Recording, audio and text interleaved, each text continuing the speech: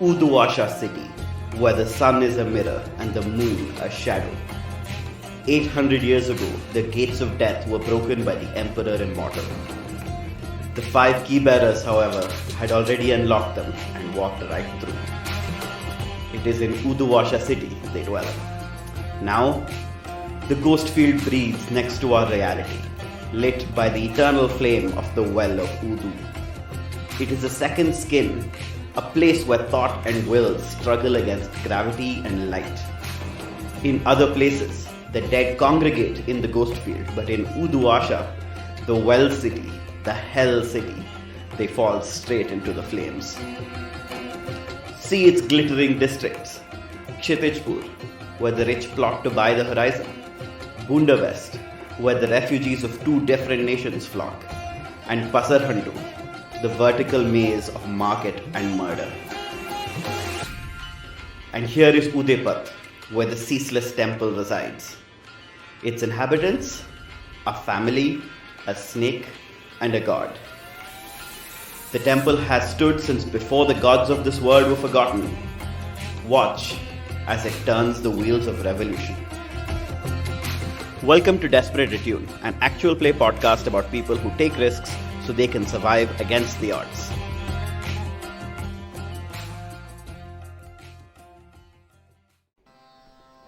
Hi, this is Soumithri or Tree, and welcome to our world-building episode of A Candle Ablaze, our Blades in the Dark campaign set in Uduasha, the capital city of Iruvian. In this episode, we mostly talk about the ways that we came up with the world of Uduasha that you see in our show, which both builds on but also deviates from the canon Uduasha that exists in the special edition of Blades in the Dark.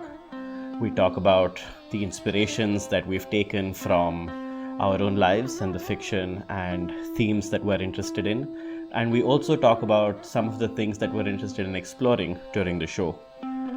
This episode is a bit longer than our shows normally are, and we meander more than we normally do, but we feel that this gives you a more interesting and a broad view of the way that we went about thinking about the show.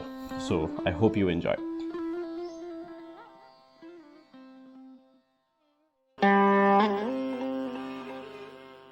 What is Uduasha and what is Blades in the Dark? So our first campaign, A Candle Ablaze, is set in the world of the Shattered Isles, which is the default setting of the game we're playing, the Blades in the Dark. And Blades in the Dark is set in a city called Duskwall, which is kind of a Victorian London crossed with Venice, with several fantastical elements on top of them, including the fact that the sun is broken and the world is plunged into eternal night. The Shattered Isles are ruled by an immortal emperor who apparently has broken the gates of death. Because the gates of death have been broken, there is now something called the ghost field, and generally when people die, their ghosts emerge in the ghost field. And in Duskwall, there's a very specific procedure of boiling people in Leviathan blood, refined Leviathan blood, to make sure that those ghosts don't haunt the city. And there is a general theme of a kind of industrialized mad science versus an occult, ghost and demon-laden world. So that is kind of the broad setting. The best question to get us rolling, which is, why did we pick Uduasha, which is a different city in the same setting, compared to the base setting, which is Duskwall, which is something that everyone in this game is very familiar with, and I think we've played in it a lot. We know it really well, but we decided we wanted to do something different. So why did we feel like Uduasha was where we wanted to be for this campaign? Cloud, do you want to take this first? Yeah. Well, you and I have spoken about Uduasha a fair few times in the past, ever since we met and started playing Blades together. Largely because, so Uduasha is interesting because, aside from Duskwall, it is the only other city in the Shattered Isles setting. It has like an official supplement of sorts. Not a full supplement, it's just got a small section at the end of the Blade Special Edition, which a lot of people have since had their hands on and looked through. Yeah, so this makes it like interesting because it's the other setting that has material on it, right? But you and I think like a lot of people, like it's not just something that you and I just exclusively have a problem with, because it's quite problematic in certain respects, really Orientalist, and aside from just being fairly Orientalist and a bit like lacking, I think, in imagination, and also it's very, very short. So it's quite frustrating in many respects. Like if you were to actually want to play a campaign in Uduasha, there's not that much material. The city itself feels fairly underbaked, especially if you're from South Asia, which is Uduasha is of course a city in the land of Iruvia, which is sort of based on this Orientalist milieu, right? India, Persia, Egypt. It says as though those countries and lands are similar at all.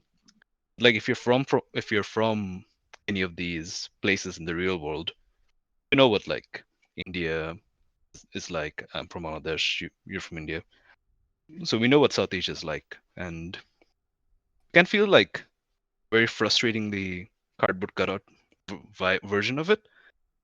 In a certain respect, I suppose Dustwall is a bit like that as well. Like it's a pastiche of Europe with like European Victorian sensibilities. Still, I think like people bring a lot more to that setting.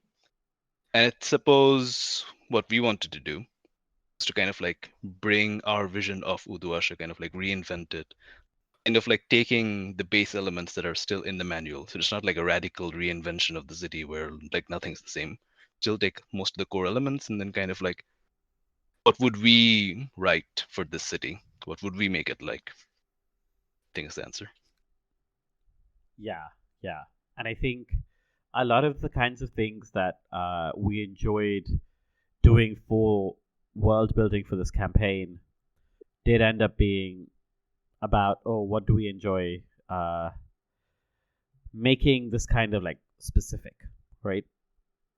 Soap, I think, as the third resident South Asian in our game, I wanted to ask you, what do you think Uduasha seems like to you? Like, what is the appeal of Uduasha and playing in it to you?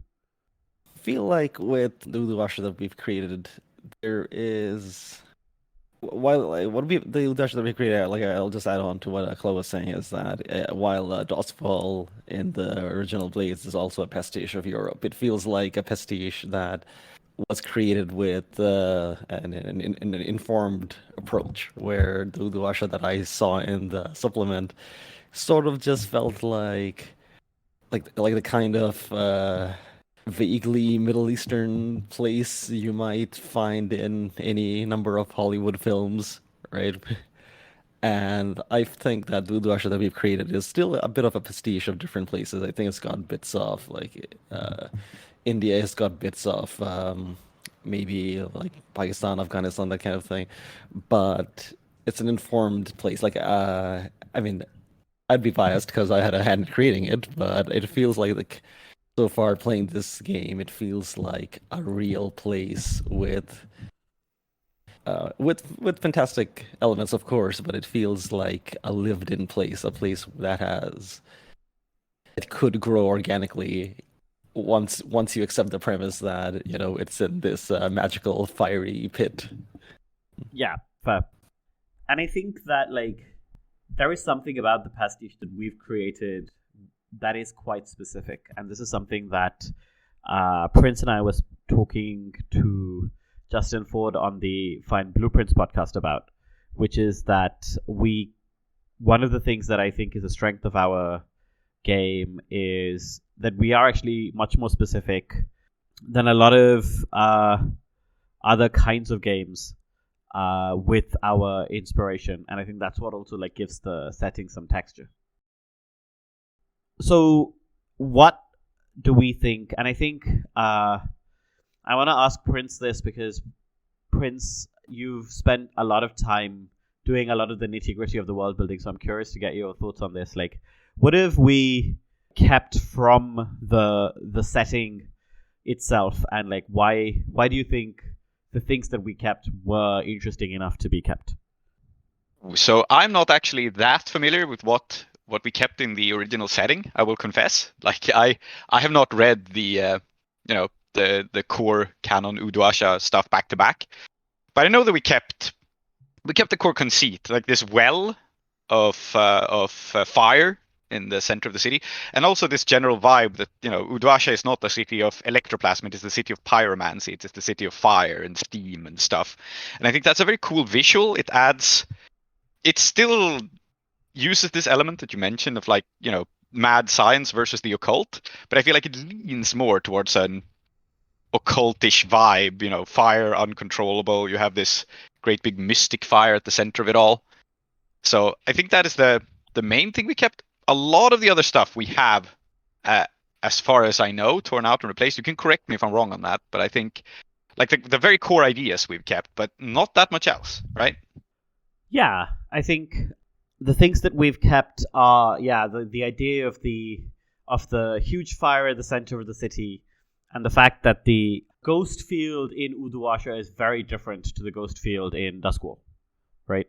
So, oh yeah, that too. Yeah, I think that was actually that's something that ended up being quite pivotal in the core book itself. That you know, it is, and the idea there is that this burning well takes care of the ghost problem itself. It is, there's a great big sort of sacrificial fire that consumes the essences of the dead. So you have like a natural anti-ghost thing in the city, a natural thing that soaks up all the excess ghost and spiritual energy, which makes the ghost field a very different thing than it is in the default setting in Duskwall. Yeah. We're still exploring, I think, even in the game, exactly what that means for the way that like the magical forces in Uduasha feel, right?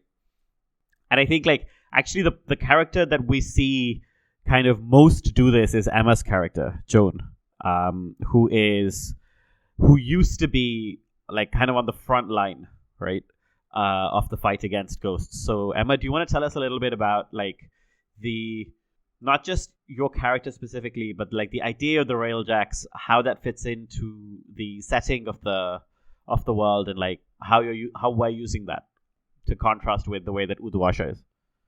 So I think a part of the conceit of the original world is that at least some of the cities that are prominent in the setting, such as Duskwall itself, are surrounded by a barrier of lightning towers. Like I imagine them like really big Tesla coils or something that have lightning sparking between them, and that's keeping the ghosts out, so that it's like a kind of controllable, livable area. But outside of those, the ghost field is truly soaked in the undead. So it would be a very dangerous place for the living to go. But still, there is an empire, there is a need in general for communication and for travel between the cities, which is for a large part achieved with these big very long train lines, train connections that, as far as I know, also cross the sea from island to island. Now, of course, there is some need for these trains to be secure, to be safeguarded, so that the rails are not constantly flooded with ghosts, which could create all sorts of problems for the trains and for the passengers. So there is a profession of people who maintain the rails and clear them of ghosts, and these people are called the Railjacks. They also travel on the trains, catching ghosts that might be in the way or getting rid of ghosts that are trying to cling to the trains. That is what was meant, I think, when you say someone who is on the front line of this undead menace that is threatening the world. Yeah, I think the kind of a feeling of oppressive, well, maybe I shouldn't use the word oppressive because we're going to be using that word in a slightly different context. The feeling of all-pervasive dread, I think, is very present in Joan's character and backstory, and it's actually that same ever-pervasive dread to some extent that we don't have in Uduasha in the same way. We have it in a very different way, right? do you think that there is the difference in texture, which we are kind of like very aware of because we came up with it? Do you think that the people inside the world are aware of it in the same way? Do you think that the characters, not just that we play, but that inhabit Uduasha, are aware of that like wild difference? Basically, the difference of the ghost in texture of the ghost field, or in general of just like the existence of ghosts outside the cities and inside, and absence of them inside. I meant the latter, but now that you've asked it, I now mean both. Right, fair enough. I imagine that they must know about the matter of ghosts. I think that is something that shows up all the time in general, like education that exists about the world, about the wider world. Even if you've never seen a ghost, you're gonna learn or read about them or hear about them at some point.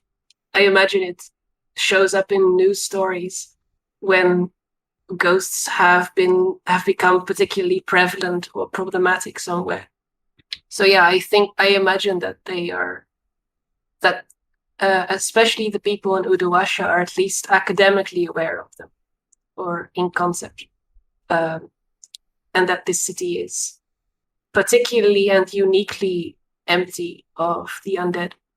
In terms of the ghost field, though, I feel like that is something that you will only know if you've been exposed to the difference extensively, and if you're like particularly good at paying attention to it. I always imagine it as if you enter the city of Uduasha, and if you're particularly sensitive to the ghost field, you will feel as if there has been a fridge that has been buzzing the whole time. Now the sound has stopped. Oh, that's a really, really nice way to put it. Like, it's something that you only notice when it's turned off. When it's on and you're used to it, you're like, oh, this is normal. Yeah. Yeah, that makes a lot of sense. So I think in that case, because that metaphor is so good, I'm very curious about like the ways that we built this world are actually we bounced off each other quite a lot, right? And in fact, now that you used this fridge analogy, I know that I'm going to use it going forward, right? So I'm really like, I think it's super interesting to see how we kind of built this world in a way where one person comes up with an idea, maybe even fleshes it out, and then another person just takes that and runs with it. What do we think that process kind of looks like? And I guess this is for everyone. I think this is to me one of the things that's really beautiful about role-playing games, the fact that it is collaborative storytelling. It's something that I personally enjoy quite a lot, that I'm usually advocating for in games and stories. And I think good GMs of any role-playing game will do this already. They will sort of, usually how this goes is it goes linearly from player to GM, right? The player goes, here's my character's backstory, and then the GM weaves that into the game. But I think when you make it bi-directional, when you have this back and forth, where the player makes a backstory, then the GM weaves it into the game, then the player goes like, oh cool, maybe this setting element is tied to this and that. That's when it really sings, right? When you have this, when you're unafraid to go back and forth. And I think that's sort of what we have. So in a sense, what I'm saying is, I think every role-playing table already does this a little bit, and I'm just generally advocating doing it more. I think that makes sense. Emma, I think like we had a moment in the first episode, or even in session 0, when we were talking about Dutch as the old language of Uduasha, right? How did we kind of like come up with that, and how is that informing the way that we are thinking about Uduasha going forward? Yeah. So I think for my part, I still do largely approach Uduasha from the lens of like trying to translate my experiences in Bangladesh, growing up in Dhaka and so on, kind of like building a fantasy city, that as the central launching point instead of like, I don't know, Victorian London. I think for me, it's still like very much in that sort of South Asian space. However, the even though I don't normally think about the idea of like the old Uduasha language, Hadrati, being Dutch adjacent. Like I still largely see that as like something we said, and it's a bit of a joke. It's a thing in the world, but like largely it's a bit of a joke. But like I think it's still very important in a sort of like cognitive sort of sense. By which I mean is that okay, so now we are thinking about we're thinking of Uduasha, we're thinking of Dhaka, we're thinking of Kolkata, we're thinking of places like that. But the old language is Dutch. And that I think like really does two things. One, it kind of like makes this world stranger, kind of like upend certain fundamental like assumptions that you might have about it, which I think challenges the tendency to orientalize even amongst ourselves. And I think it also kind of like reminds us something that I am personally like really really invested and fascinated by. It's kind of like interconnectivity of the world, of how these sorts and how like the historical places that we think of as India or England or the Netherlands, in the real world these places are not like discrete locations that grew up by themselves and they had nothing to do with each other. In the real world there's been tons of like interplay and constantly strange things that you can't, like the word for bucket in Bengali comes from Portuguese, things like that. And I think like this sort of thing like appeals to me, and also like gives us an opportunity to like make sure that there's always like the world that we're constantly building, there's no need to like fall into some sort of like pre-assumption. There's always like more that can be odd, and that's historically justified as well, insofar as that matters.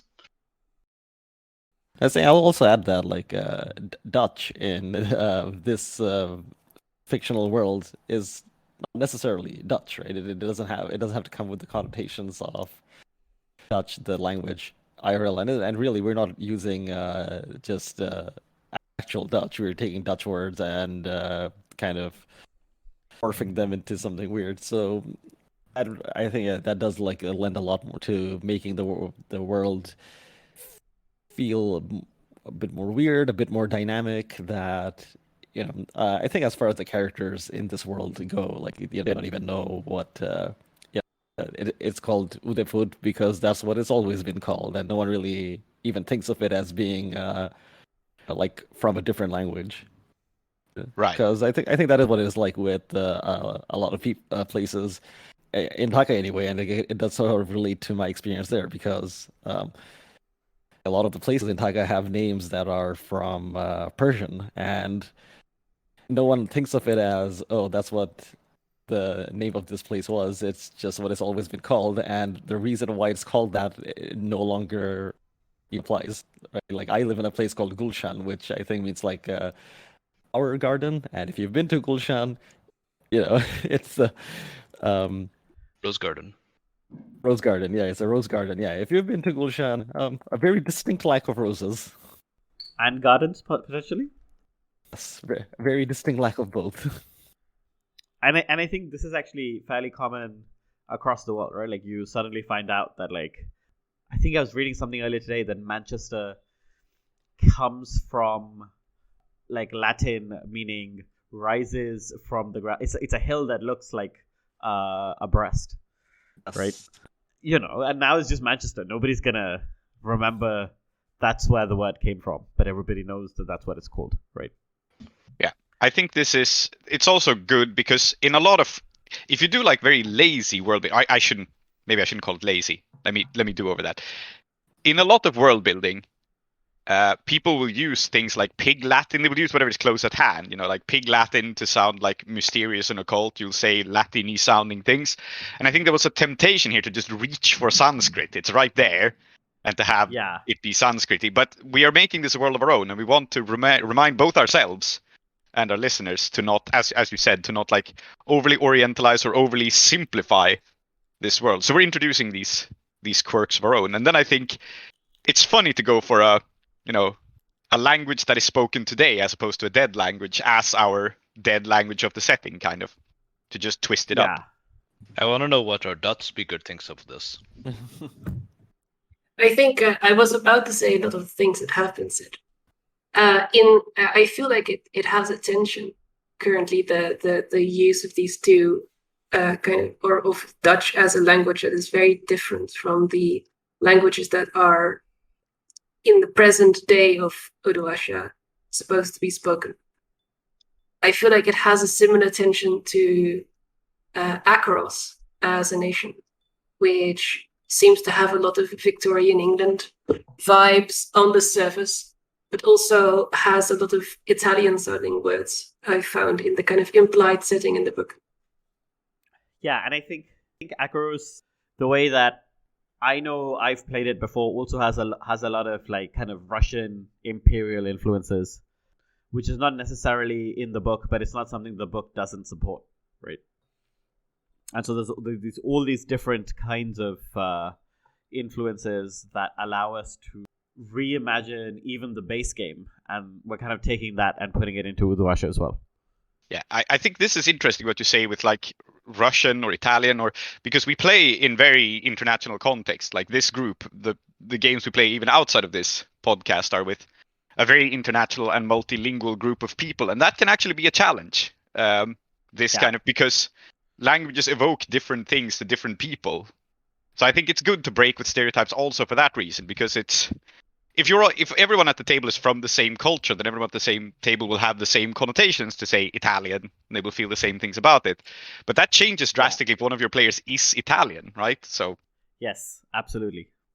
And I think that like this is also something that we know can be sensitive, and this is something that I think that Zoheb and I have spoken about before, which is there is a kind of thinking about ownership that we don't want to necessarily accept uncritically, which is to say, in the most recent episode, Prince, you said that Vickers was going to make spam biryani, and I want to be very clear that destroyed me, that did incredible amounts of psychic damage to me, but I'm in support. I don't think.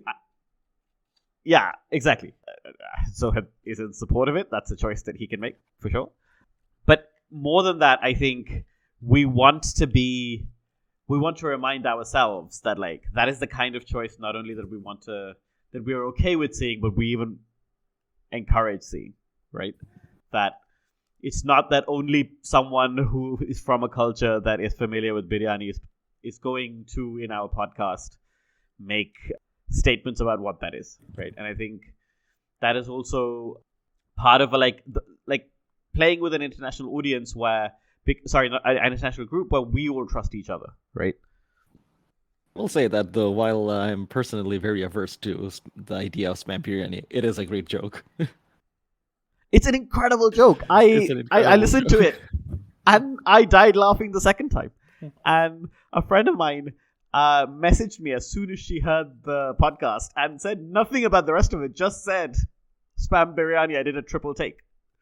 So, I mean, A+, to be honest. Yeah, thank you.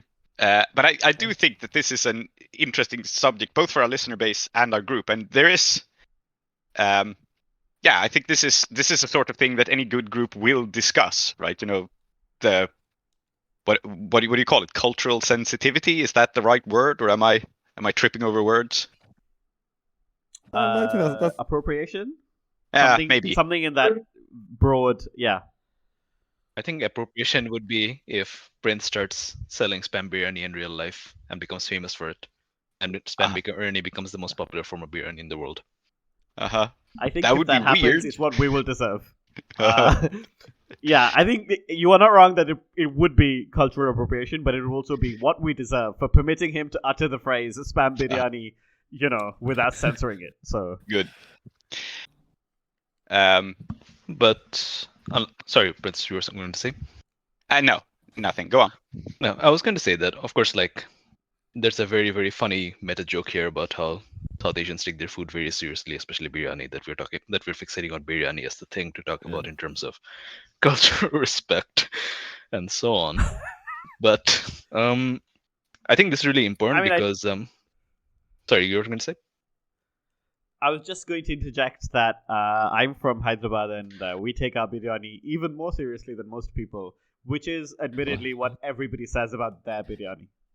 Fair enough. Biryani is very good. Not biryani more seriously than us. Uh-huh. Yeah, exactly. Yeah. Then yeah. me specifically. Yeah, exactly. Yes. They call me the biryani ustad, where I come Mhm. from. Yes, this can spin out forever. Yes, that's I right. think And it's informally gonna maybe we work should well. maybe we should move on to the next topic.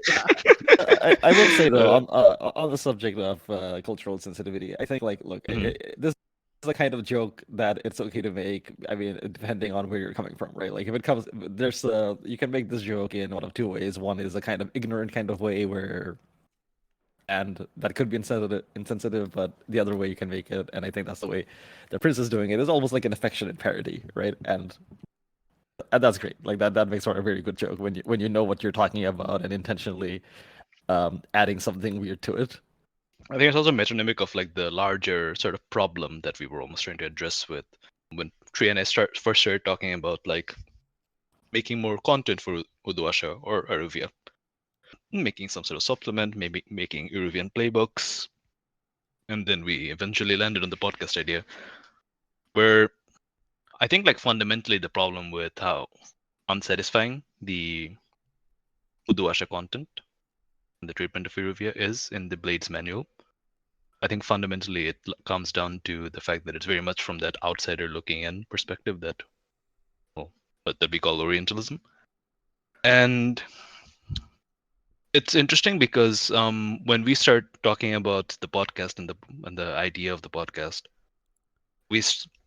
Tri and I, we spoke about whether or not like we talked about it as like a South Asian podcast, a brown people podcast essentially, right? And then we discussed it and it's like, do we actually want to just make a show where it's just a bunch of South Asians playing Blades in a very South Asian in jokey kind of way, and where the assumed audience is South Asian, and like there's different ways of talking about this kind of thing. I mean, safe space may not be inappropriate, though of course that's a very loaded term. And we thought about this, and I can't speak for Tree here, but I personally felt very kind of uncomfortable with that sort of idea, right? But at the same time, like, if the sort of problem that we're trying to address here, content-wise, is an outcome of a lack of familiarity, sort of like outsiders looking in, then there's a sort of like obvious tension there of like not making a product that's entirely insiders speaking. You know what I mean? Yeah. I don't necessarily have an answer there beyond that. We chose to kind of like mix, and I think it's interesting because of that. But I think it's also the sort of decision that comes with a certain degree of risk, which is not necessarily a problem. Yeah, I think one of the things that I was thinking about was precisely because we're such an international group that I wanted one of the things to be that even if I wasn't personally comfortable with going some places, that the group should be fine with it and I should be able to trust the group with that, right? And I think Spam Biryani is a nice example in that it's not really that serious, of course, but it's the kind of thing where because there is a group and because the table is comfortable with it, then I can be comfortable with it, even though I might, in some other contexts, not even utter these words because they are blasphemy against the one true God. And I think, like, broadly, and I just want to move to kind of like the themes of the podcast, because we could really genuinely talk about this one thing forever, I think, is how we kind of like came up with the things we wanted to see and the things we wanted to tackle, right? So, like Klow said, the Uduasha content was a jumping off point, but I think more broadly, one of the things we decided, I think, very early on was that we wanted to see a kind of family dynamic, right? And our characters are all like kind of related to each other and are related to the institution of the temple, right? So the Bonda family, I think, runs very strongly at the core of our game. So I'm wondering, like, how did you think of each of your characters in relation to that theme? Like, how did you decide this is where my character will kind of fit in? I would like Miraz to start, or Klow to start with Miraz here, if I may nominate someone. There's a few things that I wanted to address with Miraz as a character, but like thinking of family for the moment. So I am personally, well, I suppose there's no reason not to get a bit personal. Like, I am one of those. I'm one of the many South Asians who went abroad to the West to get educated and started making a life there. And I think that is an experience that particular kind of immigrant experience is very interesting. That's the one that I wanted to like look into with Miraz, where it's like you're from a certain place, but maybe you never fully felt that you belonged there in the first place. Then you went somewhere else. And I think Miraz is far less critical than I am in real life. But you went somewhere else and then you felt like you belonged.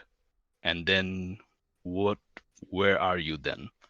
Right? Like you don't fully belong in the new place, you don't fully belong in the old place. And then Miraz is a character who had to come back home to take up responsibilities that he's probably unfit for. At least as far as he's concerned, he's unfit for. And I think no one really expected him to take up the mantle. But he has to do it, right? And then how does he handle like life with his family, like with his new perspective? How does he handle life in his old town, which he never probably felt like was ever his place to begin with? That kind of thing. I think that's a very interesting and difficult immigrant experience, which I wanted to like highlight. Does that answer the question for now? Yeah, and I do want to add here that like I do not have exactly that experience, but have a similar experience, which is to say that I did go to England to become educated, and then I came running back, and whether that is a good decision or not remains to be seen. And I think a lot of the way that I imagine Zajidan's relationship with Miraz, which I'm actually like very careful about in many ways, is I think influenced both by your and my history of that, right? And I think I'm very careful to kind of say Zajidan is a good father, and he's much more put together than many South Asian parents are, or many parents are even. And he is kind and caring, but this doesn't mean that he has not made some missteps, and it doesn't mean that he's perfect, right? And I think that relationship between Zajidan and Miraz is something that we really see your and my personal struggles in, which I find like very interesting. Can I propose we go on with Zajidan's brother as our next? Yes. So yeah, I'm playing Abbas, Miraz's uncle. Got the most experience around the temple, and is a sort of ex-spy of a Islamic scholar. And for this character, I guess there were like two sort of things that I had in the back of my mind when making this character. One was I'd read a book not too long ago on the development of science in the medieval Islamic world, and I really liked that book.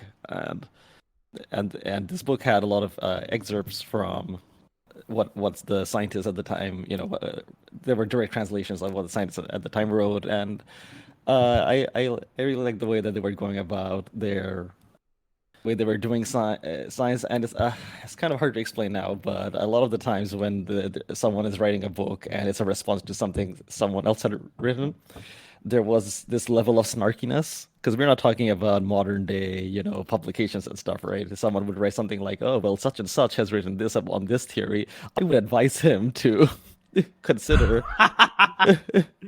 Yeah.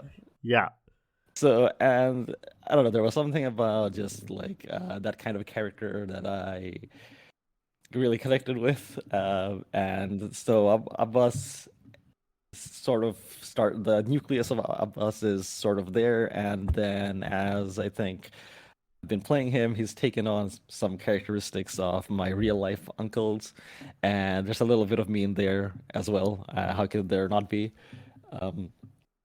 but also with Abbas as a sort of counterpoint to Miraz, I think, is that I'm also someone who's South Asian who's gone abroad to study and has then made a new life abroad. But even like while the place where I've grown up, which is Dhaka, Bangladesh, is objectively a terrible place to be, I've always had affection for this place, and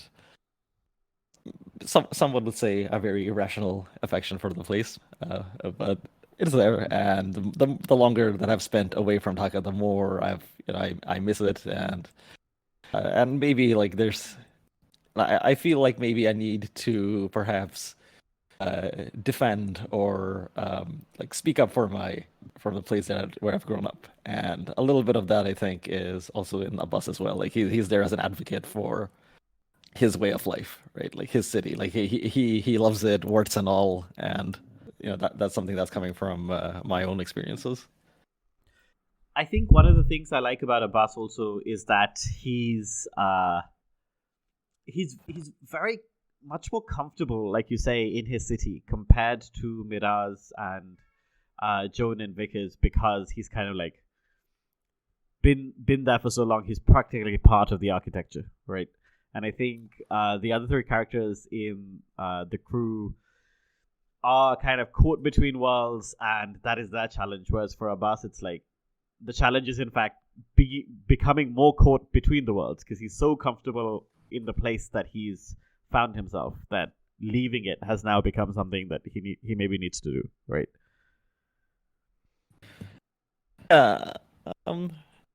One of the things I will say is that with Abbas, I'm not like a method actor or anything like that. A lot of the times I've just been winging it with what his opinions on things are, and so it's hard for me to give an exact kind of motivation for something like that. But I think it is just that is I wanted to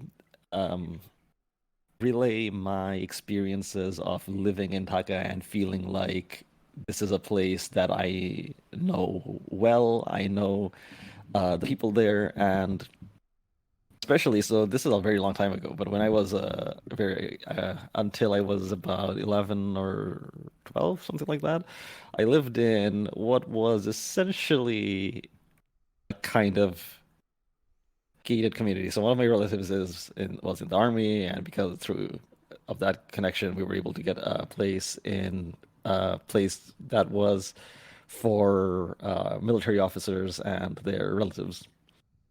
But it was still connected to. It was in an odd place where it's kind of like a place for middle class families, but it's also bang in the middle of like a very working class, very like gritty part of the town with a rail line going through it, like, very like old markets that just a jumble of maze of streets and all that. And I guess maybe the city was safer back then, but I would just, as a child, just walk around these places pretty much by myself. I would just after in the afternoon, I'd just leave home. I would come back sometime in the evening, and no one in my family would question where I'd gone.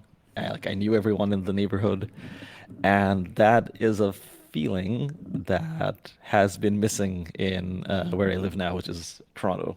Because I think of the way the city is built, it's not the kind of city planning that in most places in the city, not the kind of place that promotes these communal ties. And yeah, I think I've been maybe a little subconsciously been kind of trying to play that up as well. My character lives in the city, he knows everyone, he's really comfortable, right? And maybe it's my way of getting back some of that, living some of these memories. Yeah, I think that makes sense. In that case, I think maybe the next person we should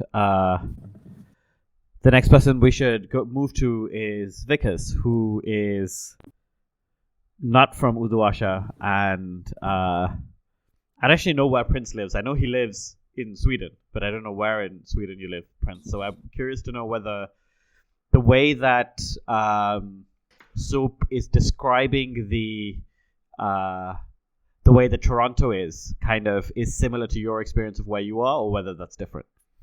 Yeah. So I come from a small town, and then I left, and that's I did not have.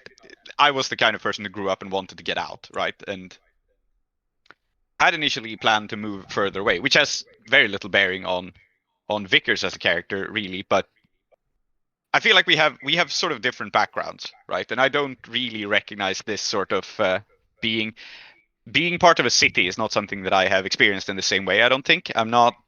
I wanted to leave where I grew up, but I never really had that feeling of being entirely a city person or entirely at home in a city either. I don't think. And Vickers is not very much colored by that. So Vickers, the reason why I'm in this role about the family ties, if we go back to the original question, right?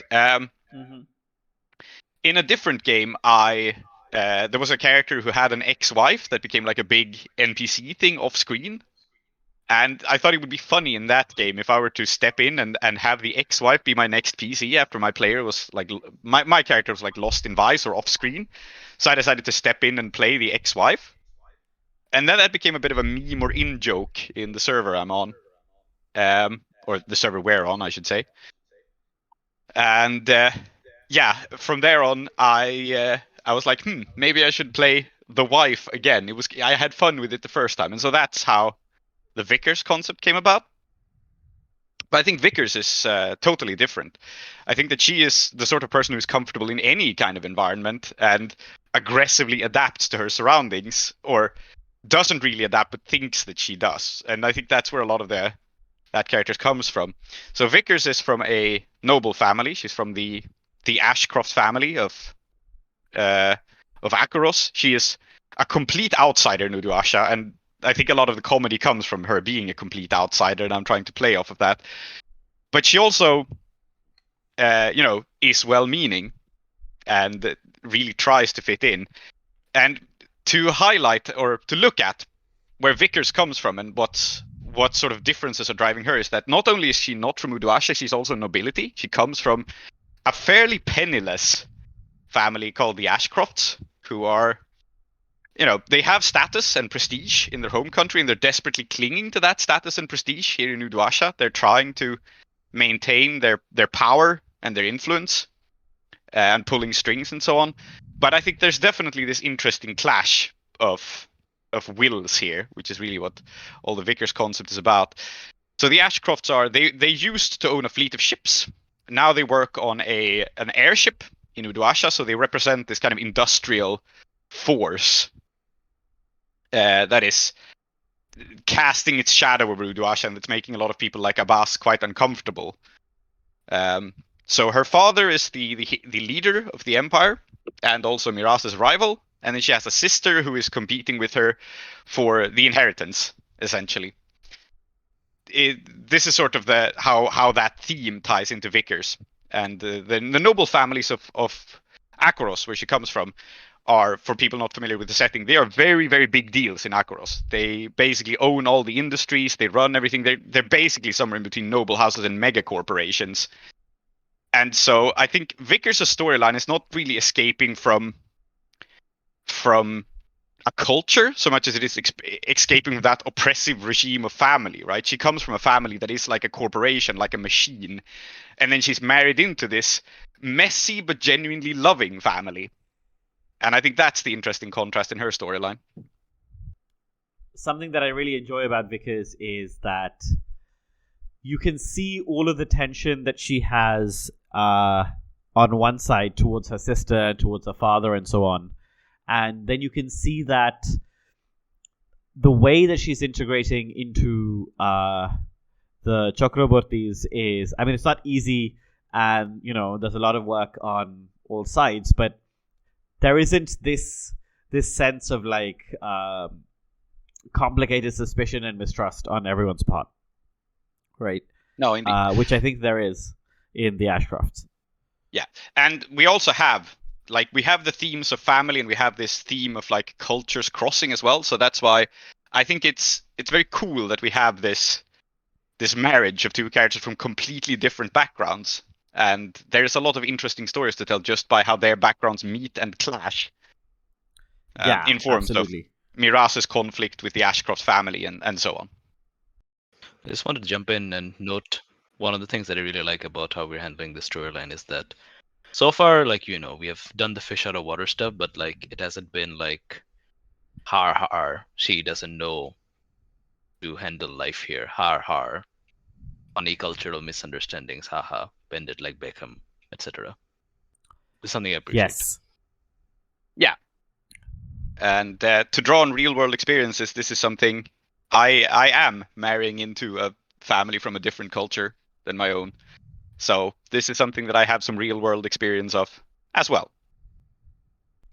Another thing that I really like about Vickers is that the genuine earnestness is, I think, something that we in the real world, or at least I have kind of seen that, like, there's a kind of suspicion of that. Not necessarily because the person themselves doesn't mean well, but because we've kind of seen it go wrong so often, right? But because we get to fictionalize this relationship, we don't need to involve that. So we can just see the earnestness itself and then think about, okay, what does that mean, right? Like, when someone is genuinely like interested in learning something new but is unfamiliar with that thing, like, what kinds of consequences do we see from that, right? And that is something that I think we don't really in the real world get to see enough of, because there's always history, right? And by removing that history, I think we get to examine this, which I'm enjoying very much.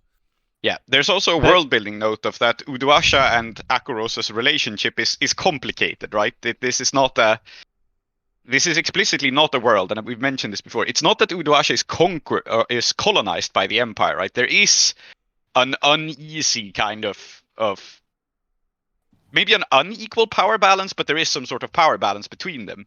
Uduasha is its own city, and Iruvia has a consulate. It's very unclear actually in the default world building exactly what the relationship is. They're sort of part of the empire, but they also have a consulate and their own government.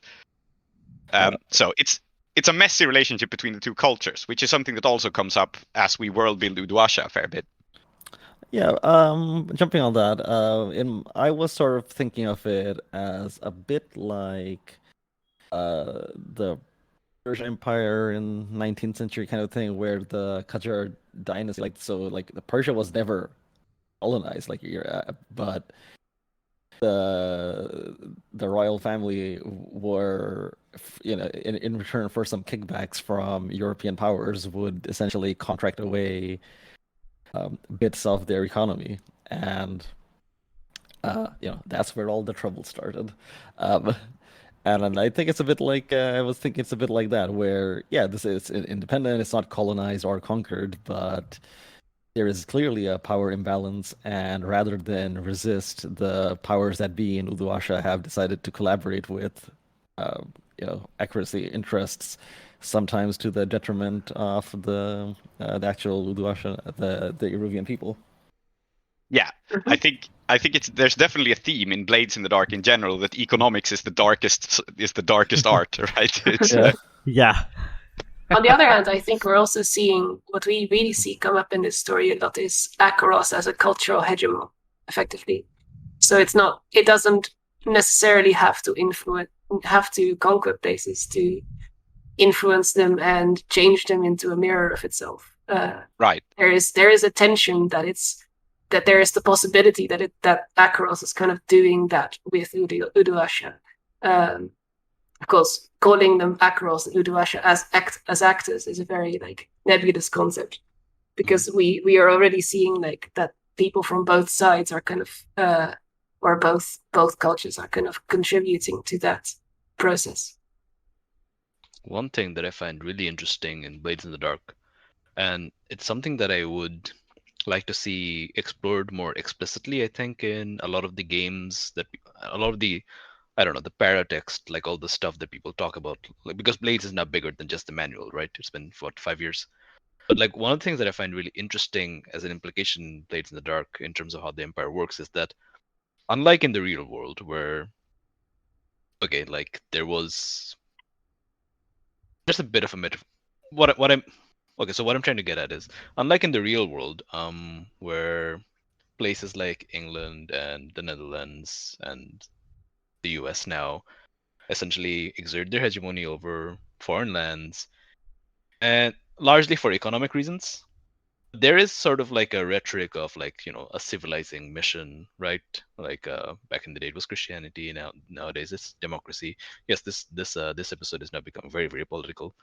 And we shall keep going forward. Has now become we started at Orientalism in the base text. Yeah. I think unavoidable given what we're trying to explore in this in this campaign. So yeah. Yep. But like, so that's real world empires, right? Like economic juggernauts with some sort of like veneer of some sort of like rationalization. So because no one really wants to say we're going to go over there and we're going to suck up all their oil. We're going to go over there and like make them bleed for indigo, that kind of thing. But I find Blades really interesting because like this is a post-apocalyptic setting where there's an immortal emperor who, okay, some people say that this is all propaganda, etc. But like he's probably immortal. Magic probably does exist. Magic exists. He seems to have some sort of method of keeping the ghosts out. So Akaros, his empire, it actually does have some sort of like actual justification that real world empires don't have. And I think that's really interesting in terms of like what would that actually do for a world? What would that actually do for the people who are the colonizers? What would that do for an empire? What would that do for its subjects? Like this notion of like the state that's being built is the only form of like civilization that can survive. And I think that rhetoric also is really, really interestingly problematized by the fact that the manual also says that the Daggerals, they have their own method of dealing with ghosts. Severosis, they have ancient societies where they also know how to deal with ghosts. Uduasha is built around a gigantic flame pit that sucks up all the spirits. So even though the rhetoric there implies that, okay, the Empire is the only way to live, we know that the Empire is not the only way to live. And I think there's really interesting tensions that can come up politically if you like approach it with these lenses, where the Empire seems to have a reason to exist that real world empires don't have. But then also at the same time, there's other ways of living that are in the base text already. Yeah, I also think we see that not only do we see in the manual that there are alternative ways of dealing with ghosts other than what is said to be like the Emperor's mandate, effectively. We've also seen that the Emperor's mandate has already collapsed because in the past, in the history of Akaros, they were able to ward off ghosts simply by his magic. But now they're not able to do that anymore, and they need the lightning barriers. Which requires an industrial system of exploitation and so on to support it. Exactly. I think the counterpoint to what you're saying is that yes, they have this emperor who provides a thing that is really necessary, arguably, but that also means that the cultural hegemon provides something that is really necessary by means of extracting and controlling a viscous black liquid, which is not all that unlike the real world, right? Yeah. So, exactly. So there's metaphors and so on, but like I think there is a core of necessity or like justification that I think is really interesting to play on. Yeah. Because of course that is not ultimately justifiable or necessary, as we find out in the text. Yeah. And I think, in fact, because we were going through characters, so I do want to pull Emma into this. But this is such an interesting topic, so I'm going to try and tie them both together. So Emma, Joan is a character who is explicitly kind of running away from the things that Akaros is doing in order to like maintain its supremacy, right? So she was employed by that infrastructure. She was very good at that job, and then she found herself needing to leave and needing to find like a sanctuary, right?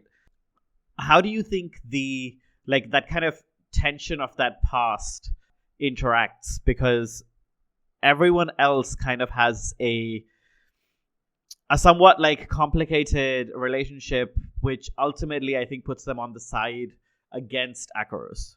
For Vickers, it's the fact that her family is trying to, regain its imperial status. For Miraz and Abbas, it's the fact that their temple is staunchly Iruvian. But it seems like for Joan, one way or another, you can't deny that fighting ghosts is kind of a good thing. Yeah. I think when we first started talking about this podcast, and this is starting with a bit of a tangent, I was very quickly very sure that I didn't want to play someone who was from Uduasha or had always been a part of this family in the way that, for instance, Abbas is. Also because I am extremely unfamiliar with most of the cultures that Uduasha is based on or inspired on. So I was that would not be bringing a part of me into that character. That would feel untrue somehow. So I knew I was going to play someone who was more from this fictional setting's imperial core, effectively.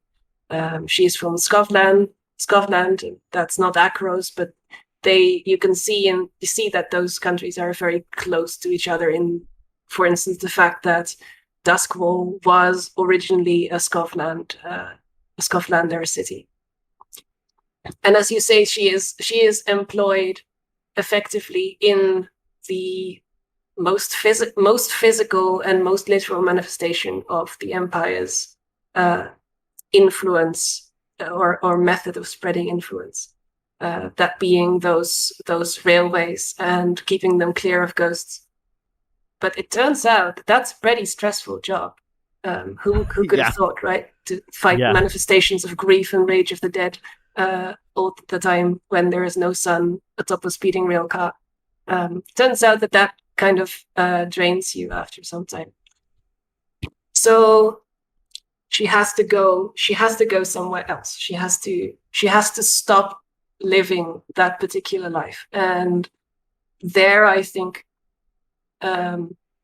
she makes the choice to look towards a different culture as a means of escape or personal salvation. It's interesting that escape comes up in all our characters, almost, it seems.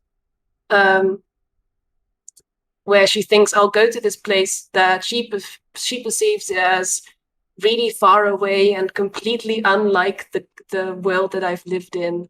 And I think she goes to be a religious. She goes into a religious position, right? I think that she will also have thought of it as a more peaceful or spiritual place than where she was from. And then that I think that's a thing that we might see with a lot of a number of real people in Western cultures that look at other countries and think, oh, that's a more spiritual place. It's a different place. It's a place where I can live a life completely unlike the one that I'm living now. So that was a theme that I was very interested in exploring. Now, of course, there's some kind of fantasy or narrative add-ons to that in the actual story that we have. So, for instance, Uduasha is not a place that has ghosts, where she is running very, very concretely from the life with ghosts in them. And we made the narrative choice to have her have another reason that Uduasha was on her radar and that this temple was on her radar is that she is very distantly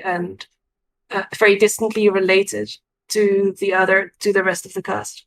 But I think I deliberately made that a little bit of a tenuous connection, because ultimately we see her running to Uduasha thinking that her life will be completely different and that she will be at peace. But once she has arrived and the campaign starts, we see that for a very large part, none of that is really working out exactly as she had thought. Yeah.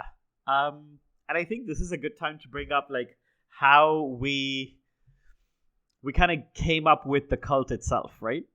Because I think one of the things I was certainly very keen on was that there should not be one single easily identifiable thing, right? Like it's going to be a wheel that's also a snake that's also on fire, right?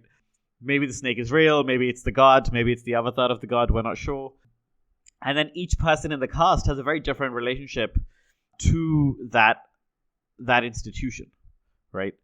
But I think Joan actually has maybe the most, I wouldn't say the most personal, but the most immediate in some ways relationship with the institution, because Joan is actually very comfortable around the snake that is the avatar of the god, and certainly seems to be the god itself, right?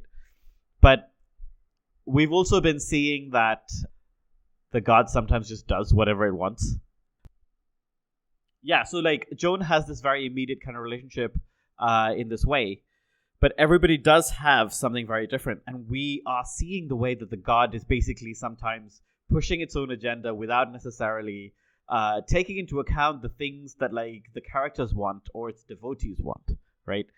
And so far that tension hasn't necessarily bubbled up into outright conflict, and we don't know if it will, but that's something that I think I'm very interested in, because like we said that we were talking about this before we were recording, which is the difference between heresy and orthodoxy, and how you require a heretic almost in order to be orthodox, right? You need someone to stand up and say the god is wrong in order for your belief in the god to be affirmed.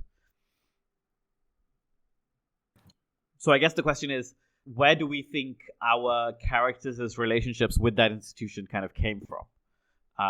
And like more broadly, how are we thinking about religion in Uduasha, which I think all of us like have a different take on, and that's kind of why it has like so much texture in the game. With any religion, like there's going to be a diversity of opinions, and I think it's really good that we are capturing all of that. And now I only have intimate a relationship with one religion, but this is something that like even in I think a fairly short span of people, there's a lot of different ways of I think living their religion, right? And I think that's something that is coming across, and something that I think we've all kind of wanted to emphasize. And for Abbas, I think his way of living the precepts of his religion is more to do with his scholarly work. Like he's a kind of person who thinks that the best way is to to learn about the history and have like these debate. Like he's Abbas is strangely like this another something that I noticed, and I wanted to bring in this character is paradoxically both very conservative but also progressive, where in the sense that I think like he thinks that like he like he's done a lot of studying, right? And he's firmly in the belief that he's got it right. And so if people just listen to him, everything would be fine. Where I think with Joan, the relationship is more spiritual, right? It's more about I think like doing the rituals. And sorry, I think I lost the thread of what I was saying. That's so Abbas. That is so Hashtag Abbas. that's so Abbas. Someone else jump in here. Maybe it's the feeling I get for like the difference between Joan and Abbas and their relationship to the god is that Joan is very much there for the god specifically because she thinks that just holding to its precepts and focusing on something that is not worldly, that is divine, that will be her salvation. Whereas I see Abbas being more like being about the philosophy of the thing first, and therefore also having maybe a bit more room to disagree with the snake. Yeah, that's pretty much I think what I was going for.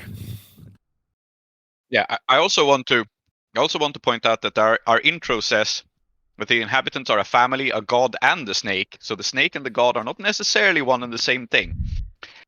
In precisely the same that the way that the family and the god have the same name but are not necessarily the same thing. It's the Chakraborty family, and that's also the name of the deity. But there are differences here. Maybe it'll turn out the snake is just some random snake. There's a snake. The kinds of things I'm thinking about with regard to the snake do not bear going into because I will never stop, and none of it will be canon until it appears in the. Fair enough. Surprise us. Yeah. But since we're talking about our relationships to the religion, I think Miraz is interesting in this respect because he's ambivalent. I think ambivalent is the kindest way to put it. He largely doesn't care about the family religion at all. I think he's spent most of his life trying to avoid it. He grew up in it, obviously, but like it never really particularly appealed to him. It's a little bit like being an atheist, but also God exists in your basement. It's like God exists in your basement has to be the name of this episode, by the way. But please go on. But it's like because God exists in your basement, maybe you don't find him particularly interesting or convincing. It's just like, yeah, snake runs around, does weird snake shit. My dad's into it. Whatever. I'm going to go off and learn something much more interesting, like mad science, which is Imperial approved and so on. So now he's back though, and as far as he's concerned, the cult is just some millstone around his neck that he has to like put up with, whereas he could be doing much more interesting things. Of course, that's also complicated by the fact that he's unemployed and doesn't actually have a Sparkcraft job. So he probably wouldn't be doing interesting things anyway. But let's just ignore that for a minute. But like, coupled with the fact that he doesn't really care about this religion, which of course like totally exists, like, you know, the god is physically present. It's not like a real world religion. Where he's like not convinced by the family religion, but like still has to like do the job because now he's the head priest. The other thing about that is that he has an almost like petty need to still do the job, to still be okay. Like, okay, I don't want to be the high priest, but I am the high priest. So, shut up, Uncle Abbas, that kind of thing. And like, I think there's also a degree of like resentment towards Joan for clearly being the one who's like most favored by the snake, whatever that would eventually become. And like he has this kind of need to like show that, you know, he's important and he's going to be involved. I'm not super sure where that's coming from, but it's there. And I think like throughout all of this, I have not described any sort of like religious awe or any actual desire to do good and so on. It's just like very, very petty human like relationships towards this religion, which I think is actually a fairly interesting and very commonplace and mundane way in which a lot of people perform religiosity. Yeah, and I think it's also pretty interesting because it is like such an interesting juxtaposition where it seems like the god itself has chosen someone apathetic to believing in it, that this person should be the person who leads the religion and takes it forward and so on, right? So that's really like in some ways it's quite funny. In fact, I think in that case let's talk more broadly about like religion in Uduasha, because not only do gods exist in your basement, do you also know that there are demons who live in towers? ? This is something that like in the base game, I know, Klow, you feel very strongly about, because the whole thing about, you know, there are demons that live in the east and like they roam the streets is like the most classic Orientalist kind of trope, right? And I think we didn't want to take that away in some sense, because demon princes are just like the phrase demon prince in my mind just evokes something that's very fun. but at the same time, I think we wanted to kind of really change that up. So one of the things that we did was in the base book there are 4 demon houses, but we created a 5th one. This was inspired, by the way, by something Emma said. I forget exactly, but like something about like the 4 pillars being like the fingers of a hand, and then why not have a 5th finger? Popularly known as a thumb, yes. What is also very funny about this is that now I'm imagining a thumb, which is not. I mean, anyway, we don't need to go into why I find that funny. You're just thinking about a thumb. It's fine. I'm just thinking about a thumb. It's fine.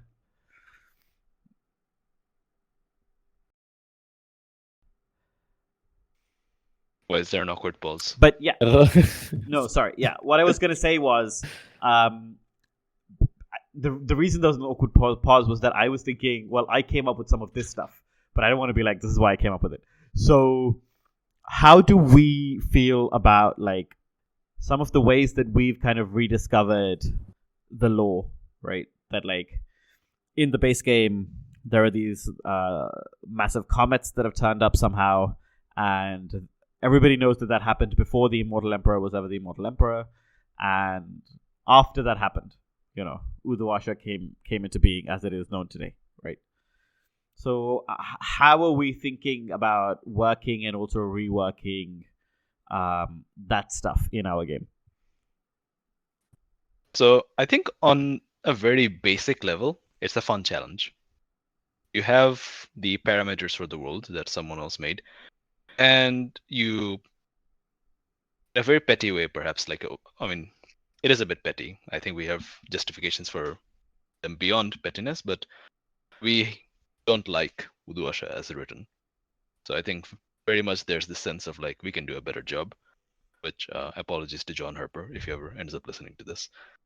But like it's still really fun to like work within the constraints of certain things, certain creative decisions that someone made, while disagreeing with the overall arc of their project and then kind of trying to do better. It's an interesting challenge, and I had fun with that. There's that basic level thing that was going on throughout, I think, the decisions of like what to keep, what to leave out.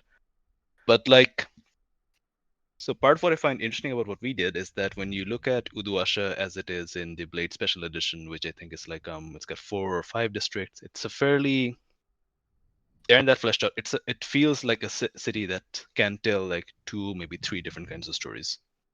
Whereas Duswell, there's just so many stories. Like I'm constantly coming up with like stories that you can explore in this setting. Like what about Barrowcliff Mafia, right? What about like cult assassins and so on?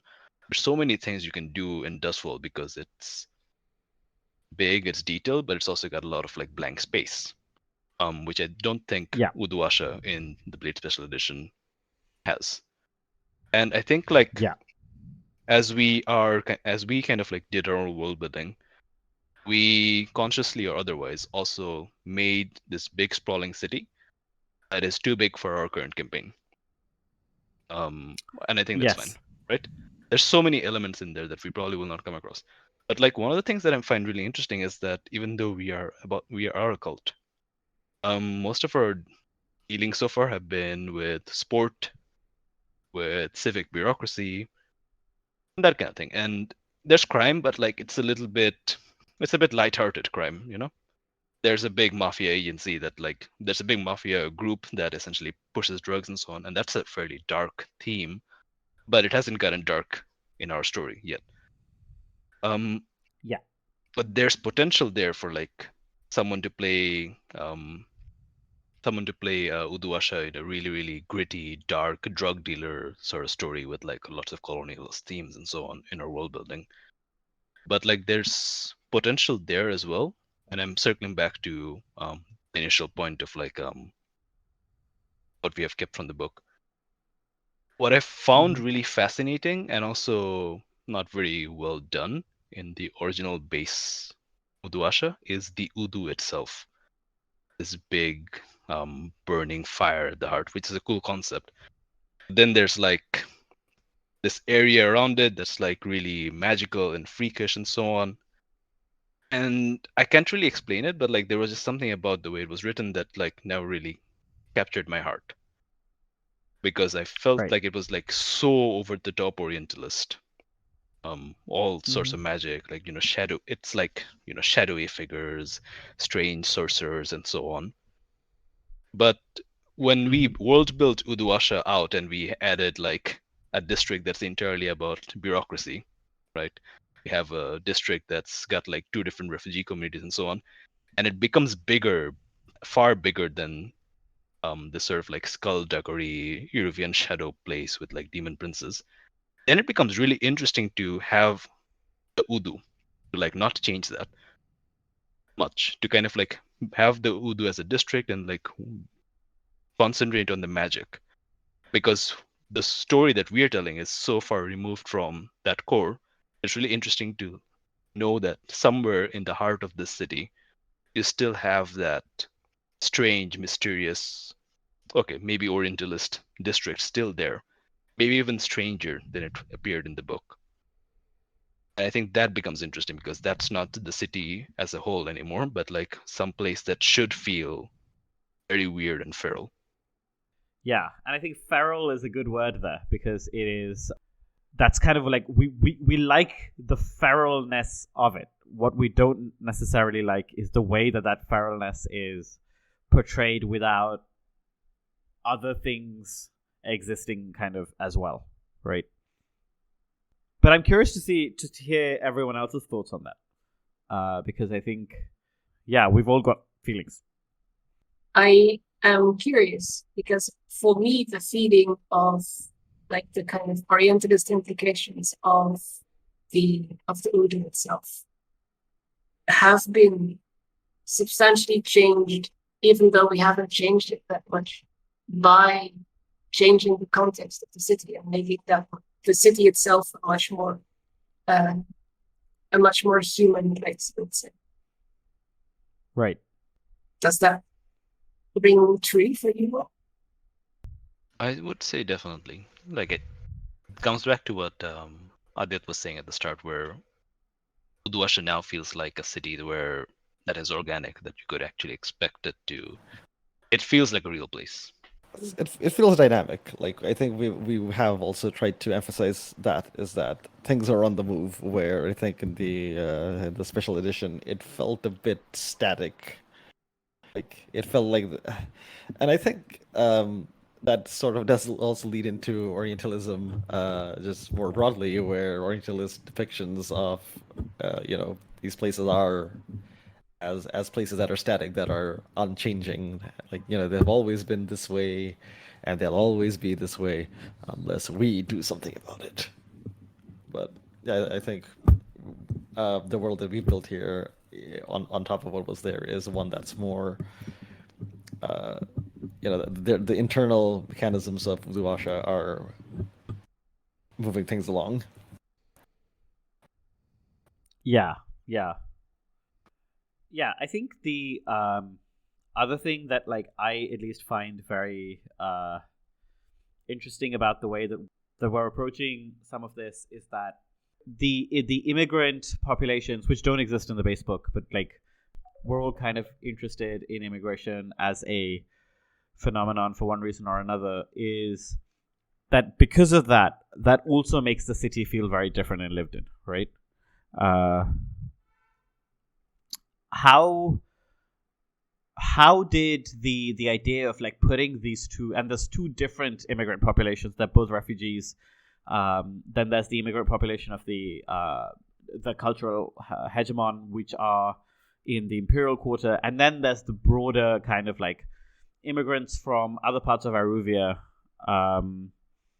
in the city. How did that kind of like come about, and like how do we envision that kind of also opening up the city? Let's just briefly have a note here because we have mentioned like the 2 refugee populations and we have not actually featured one of them. So I'll just briefly Yes, that is true. get the listener up to speed. So there's the Skovlander refugees from the war, like the same situation in Dustfall, but I thought it was really interesting to have like the same number of Skovlanders coming to Uduasha, or maybe even more. Which I think makes a lot more sense because like Uduasha didn't invade Skovland, so it would make sense for them to come to Uduasha. So there's that population, but also there's this place in Iruvia on the map on the base game called Kethris, and I thought it'd be really interesting to have like a lot of farmers and so on getting displaced from Kethris because of like imperial agricultural techniques and so on. So now they're in Uduasha, essentially jobless. So not really refugees. They aren't fleeing a war. They're just displaced farmers and so on. But they're in the same place as the Scotlanders, and I think that's an interesting tension to have like two large groups of people who need help, and they're very different, and they have different grievances. I think the immigrant thing also ties into what Soap was saying before about the dynamicness of Uduasha as well. Because the truth is, if we're talking about this as a parallel to modern cities that we have lived in and visited and so on, right? Then, in reference to what Aadiyat was saying before about the dynamicness of the setting, of it being not a static and unchanging place, I think we are also talking about Uduasha as a parallel to worlds that we have lived in and visited, which is to say modern, South Asian and modern cities that are alive and vibrant. And in the modern world, it is the case that there is this amount of exchange of cultures and people moving back and forth, and very, very few cities today, I would argue almost no big cities, are completely culturally homogeneous. So this heterogeneity is, I think, a good topic to explore, and it is something we have in the setting. We have these displaced farmers, we have the Skovland refugees, and then we also have like the rich, basically we have what is in the parlance, right? We have both the immigrants and the expats, basically just down to how much money they have. And I think that's a good thing to reflect in the story, because it makes it more contemporary. That is, it's not even that it's contemporary, it's probably to a degree always been like this, but it's a more realistic depiction of a modern city, which will have both an influx of the rich and the poor. So that was what I want to say. Even as I was talking about the immigrant populations, that's when I went, wait a second, the Imperial Quarter is also literally full of immigrants. We're just like so used to not thinking of expatriates as immigrants. Yeah. So that's pretty. I think that's a theme that I really enjoy. Speaking on about immigrants, one of the things that I was really interested in seeing, and still am, and I think we have seen it so far more or less, but like Uduasha in the base again, like I don't know, I think now we're just kind of like beating a dead horse, but or punching someone who's down. Uduasha in the base manual, it's like I think it's actually explicitly homogeneous. Like I think there's actually a part where it says that there's not that many kinds of different people here, which I found very silly and I didn't like at all. And I think like we've kind of gone out of our way to like not just have Uduasha, then we have the people from Kethris, just to show that Uduasha is not the same as other places in Iruvia. They're different. They have their own cultures, and now they're here. There's a distinct immigrant population. That's Iruvian, but not Uduashan. That's important. With the Scotlanders, you have the Imperials, of course, who are an immigrant population. They don't really fit in. They don't really belong. They're trying to figure out how that works. But aside from that, you also have like the other people from the Empire. You have the Dagger Islanders here, so far represented via the Hive, but like there's others. You have the Severosis. I don't know at what order we'll be uploading all of this, but the Silver Nails have appeared, the Severosis. There's Tychros is in the world building. We haven't seen them yet, but like this is really important. Like having all these different cultures that are in this world, in this base setting, being here in this megalopolis, right? Megapolis. Being here in this megapolis. Yes. Because why wouldn't they be? And I think that's a really interesting counter to like the sort of like orientalization of like places as being not changing, or places as being like much less diverse over there, right? I mean, again, like we have a lot of historic precedent to work for something like this, because places like Delhi during the Mughal period, or like in any of these other major cities, were very cosmopolitan, and of course they were, because it's a rich place. It's a place where everything's happening, and so people from nearby countries, kingdoms, whatever, will come to get a piece of the pie, or come for refuge, or whatever it is. Yeah, and I think this is also something that we see reflected in, and I'm bringing this in because it's one of the favorite things that I love about our game, and I just keep forgetting to like bring it up until like the very end, which is we also see this diversity in the way that everybody plays roofball. Yes. It's very clear that like it is a kind of like global sport. Everybody plays it, but at the same time, everyone plays it very differently. The cultures of playing it are so different, and we recently had the roofball match where like the Skovlander team played our team, and there was a very clear, I think, divide in many respects, right? And I think that the diversity showing up in that is also something that like I find very interesting, because the World Cup is going on as we speak, right? Yeah. And we see these teams play each other. Arguably the sport is the same, but the cultures of playing the sport can be so different. I totally didn't realize we were able to bank on World Cup fever for our marketing. Oh yes. Excellent. Well, Come for the I roofball. only yeah. Yeah. Indeed. Come for the think... roofball, stay for the family drama. Oh man, that should really be our tagline, to be honest. Like our unofficial tagline, because that's what our game is. Come for the roofball, stay for the family drama, right? If I may be allowed a small diversion, speaking of different cultures around people playing the same sport, which is football or soccer, depending on which part of the world you're listening from, in the World Cup.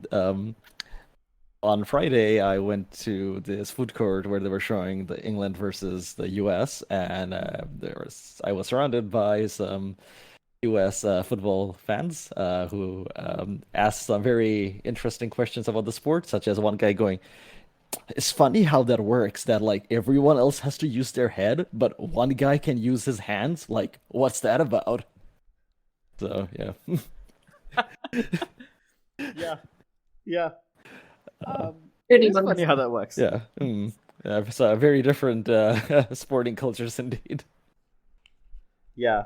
I think like one of the reasons that I really like roofball in our game is that we are all like fans of sport in very different ways. I know Aadiyat is a football fan. I am a football adjacent fan. I'm a huge tennis fan. I watch a lot of tennis. And I don't know whether the rest of us, Emma, Prince, and Zoheb, whether you watch or follow sport very closely, but I think the enthusiasm for roofball also comes partially from the ability to project onto this fictional Calvin Ball-esque sport our feelings for real sport, whether those are positive or negative.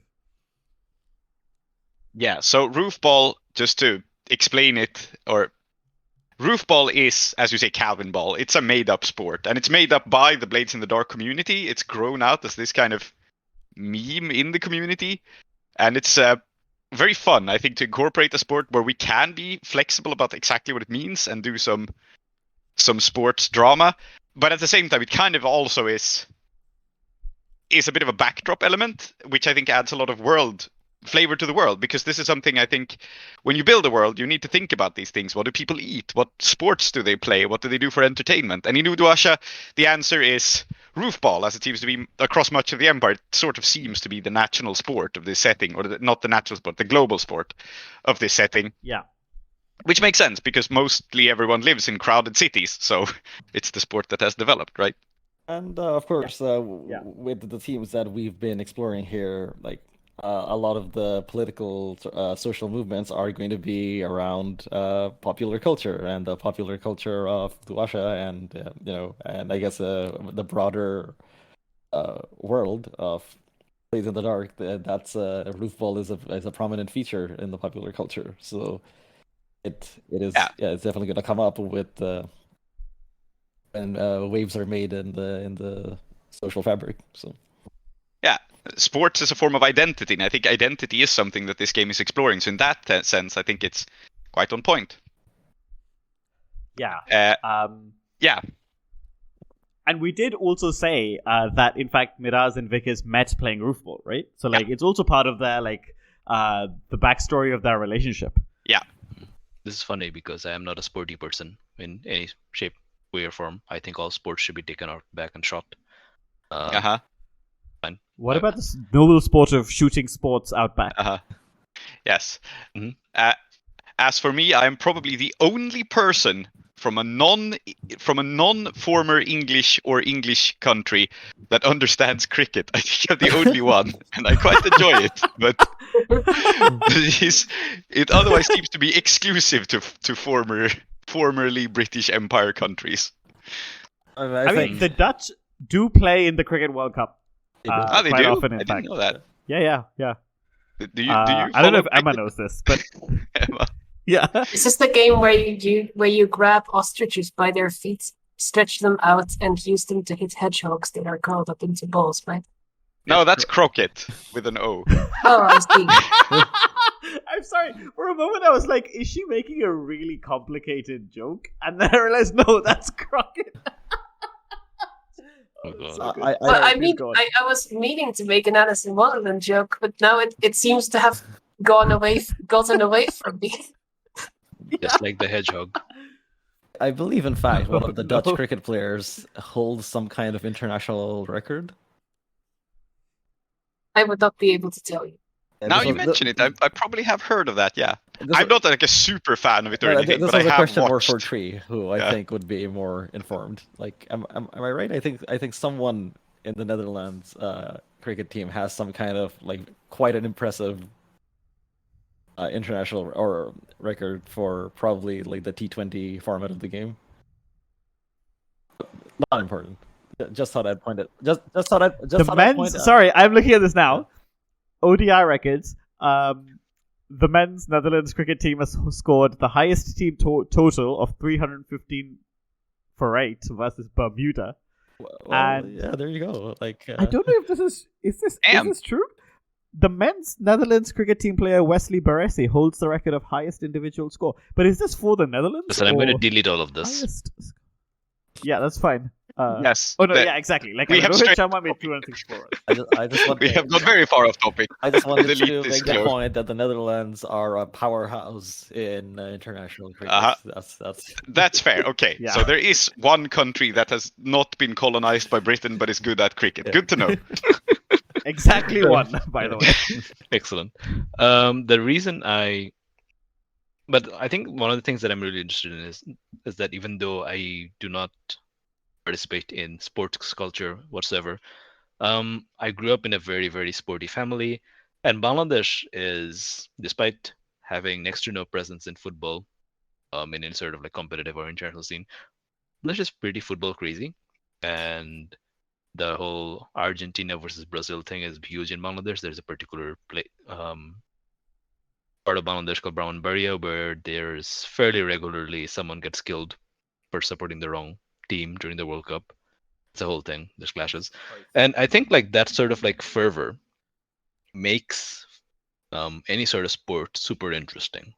Because sports is politics, sports is culture. Like football ultras and the right wing. That's something I'm interested in, and so you can never really ignore sport in any sort of fictional setting. And I think there's also something interesting as a personal challenge of like playing someone who's notionally interested, really, really interested in a sport, as someone who is not sporty at all. So there's that as well.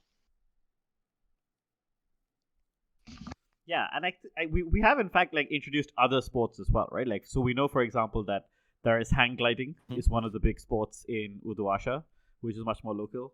I certainly wrote something that I cannot recall exactly what it is now, but there was a sport that was like capture the flag, but with candles. I want to say. yes, yeah. I've just had an idea for a sport because Uduasha's got these steep slopes, right? And about a sport where that's about racing mountain goats downhill. And in the end, you just In fact- have roast goat around the Udu. In fact, I have found this. It is capture the flag with candles, but also I have just seen this message in our Discord chat of Prince saying, "I'm tempted to have my vice be cricket for some godforsaken reason." So, you know, like it was very early on in the campaign where we decided that like sport was gonna appear. Oh god. Aadiyat, are the goats that compete in your invention called Gavler goats? Sorry? Are they called Oh, Gavler yes. goats? I may be saying this wrong, but I expect Vince will at least get this. Yes. Burning goats. It's apparently become our thing now. What? The internet a thing? decided. I'm not familiar with this. For those not familiar with it, Sweden has for like, okay, this is another tangent. We'll probably edit this out, but Sweden has for the past 200, 150 years, way far back, had a tradition of building gigantic straw goats every Christmas. Oh. And because they are gigantic goats made of straw, they tend to burn down. And one city in particular is famous for having arson as a Christmas tradition because it happens virtually every year. I And to be clear, definitely am not editing this out. This is crucial information. Yes, and to be clear, this is not like a Guy Fawkes thing. The goat is not supposed to burn. It is supposed to be up as a decoration. And almost every year it burns down. And it's a whole thing. There are betting markets on how long it will survive. It's Oh my god! it's a thing that Sweden has gotten internationally famous for. We have our annual Christmas arson that is entirely illegal and not supposed to happen, but it happens anyway. Well, I'll be looking forward to that about a month from now. I'll keep an eye out on the. Yeah, I'm gonna keep an eye out. Yes, Yeah, and same. again, this is not a planned thing. No one knows when it will happen. It's a giant goat made of straw. It's incredibly flammable. So Just going to subscribe to. It's this like as a some guy. topic. Yeah. Oh my god! Subscribe to Swedish goat burning as a topic on Google. Very good. yes. Mm-hmm. Great. I think that we've mostly covered everything we wanted to cover. There's some stuff we didn't, but that was always going to be the case. You know, we didn't quite get to the science in Uduasha, and we didn't quite get to how we were thinking about the politics of revolution and transformation. Maybe we could do that another day, because I did enjoy this chat. So maybe like once we're deeper in the campaign and we found out some more stuff about our game, you know, that might be something that like we could explore. But I think for now, this seems like a good place to call it, unless anyone disagrees. No, I think No, we I could occasionally have like state of the podcast or like a hangout or like a discussion sort of thing, whatever you want to call it. Yeah, I think that's a good idea. Yeah. But for now, I don't think I've got anything else to add. Yeah. So in that case, in the spirit of our collaboration, I'm going to ask each person to name one thing that they like about our world that someone else introduced. And I'm going to nominate Emma to go first because she is at the top of the Discord chat list. Well, it's been discussed, but I absolutely love Worldbuilding, and it's incomprehensible. Incomprehensible rule set. Nice. Yeah. It is also one of my favorite things. Yeah, absolutely. Klow? I had thought of an answer to this, but then I got distracted by the Gavle goat. Actually, come back to me. I'm trying to remember what it was I was going to say. Sure, no worries. Prince? Yeah. So, question is, what a favorite thing about the setting that we have come up with? That someone else has come up with. Mm-hmm. Yeah, I think for me the favorite thing, honestly, goes very far back to just when we started this, and it's the sheer verticality of Uduasha. The fact that the city is a funnel around the well in the middle. I forget who came up with that idea, but it has lended so much more weight to Roofball as a concept and to Vickers as a thing. Like the fact that I have a character who runs around on rooftops for fun in this like city of sheer drops. I really enjoy that aspect, and it makes the city very dramatic that we have all of these like places where people can fall very far indeed. So yeah. Yeah, that's very cool.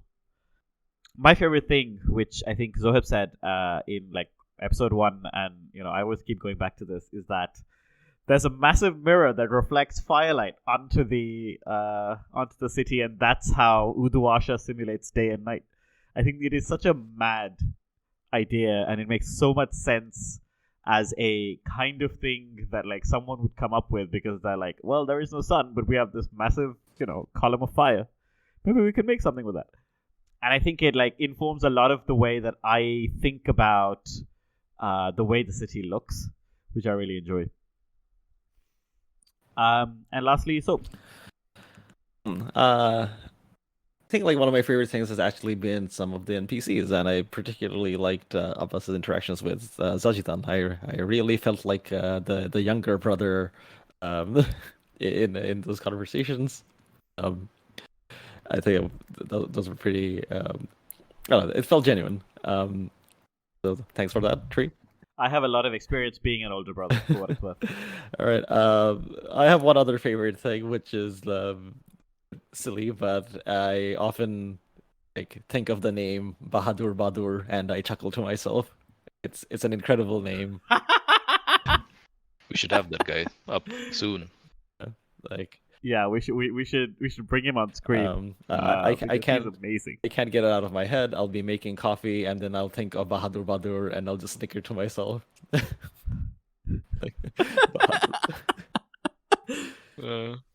Yeah. I'm ready to answer the question.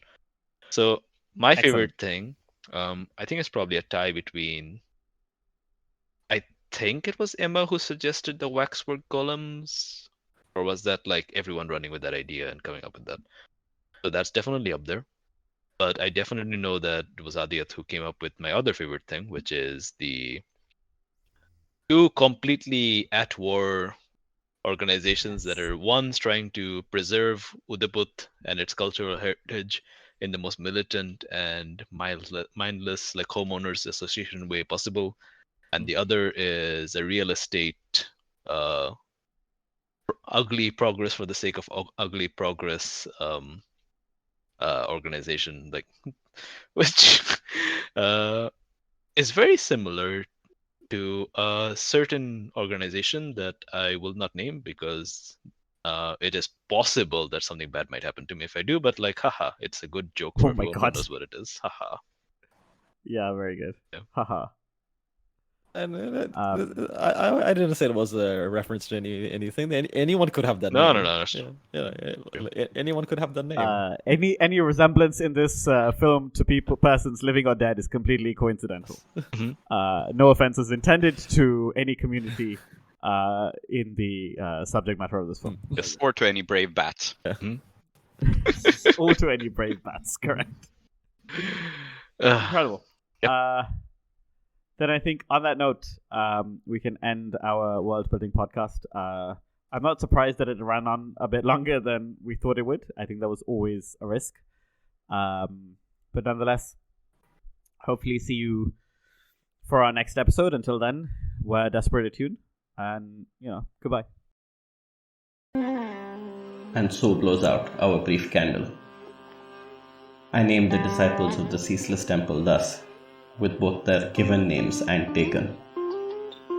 Soumithri, called Tree. Zoheb, called Klow. Prince, Emma, and Aadiyat, called Soap. Intro music, Jalandhar by Kevin MacLeod. Outro music in Kiravani Ragam by Srinivas. Blades in the Dark by John Harper and Evil Hat Productions. Iruvian playbooks by Johnstone Metzger. Follow us at Desperate Attune on Twitter or email us at desperateattune@gmail.com. Support us at ko-fi.com/desperateattune.